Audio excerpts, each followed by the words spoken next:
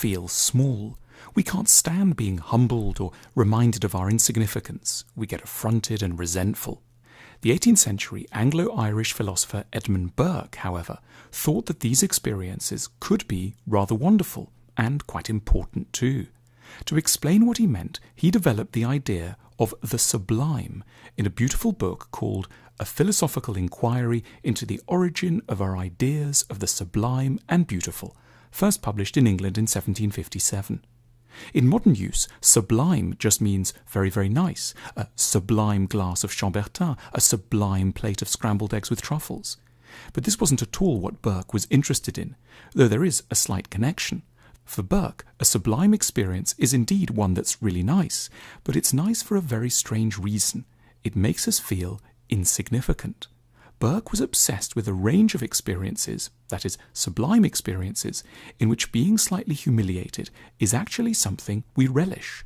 He was picking up on a sector of human experience that up to then had been totally ignored. One of his key examples is storms. The vast dark sky is oppressive, the wind is horribly powerful, large trees are overturned. We feel we're nothing in the face of the violence of nature. But this helps put things in perspective. In comparison with a storm, the familiar irritants of daily life seem less significant. Something similar happens when we contemplate a huge mountain, or view the enormous frozen wilderness of the Labrador coast from the window of an Airbus A380.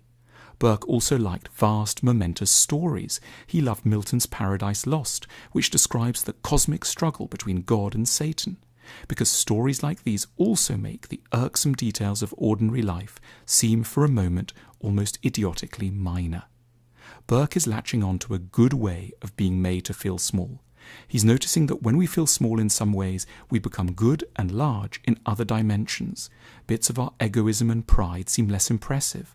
So we might be moved to be more tolerant, less wrapped up in our own concerns. Burke saw the sublime as a useful corrective. It restores perspective, and that's why we like it. It's a psychological maneuver that can benefit us in many ways and shows its utility whenever there's an excessive tendency to get caught up in the details of an immediate situation. Thanks to Edmund Burke, a little but valuable area of experience gained a name. It became possible to focus on it and see its role in life more clearly. The sublime emerged at first in connection with nature and the arts, but its contribution to existence is actually quite broad. We don't just need the sublime on holiday or in an art gallery, which are unfortunately the places we're liable to encounter it. It's something we need to build into our lives on a daily basis. In the utopia, there would be deliberate strategies to ensure we encounter the sublime on a regular basis. In the past, religions were quite careful to set up a meeting with the sublime every Sunday. After a week in the factory or the office or caught up in domestic life, everyone would be confronted with ideas of eternal grandeur, a God who loves the world so much that he sacrificed his only son for our salvation, architecture that asserted a heritage of 1,000 years, and music calculated to make us feel part of the whole of humanity.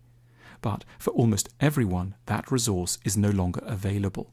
We're collectively in need of new occasions to meet the sublime in a reliable, frequent way, so that we can be made to feel small in the most helpful way on a regular basis.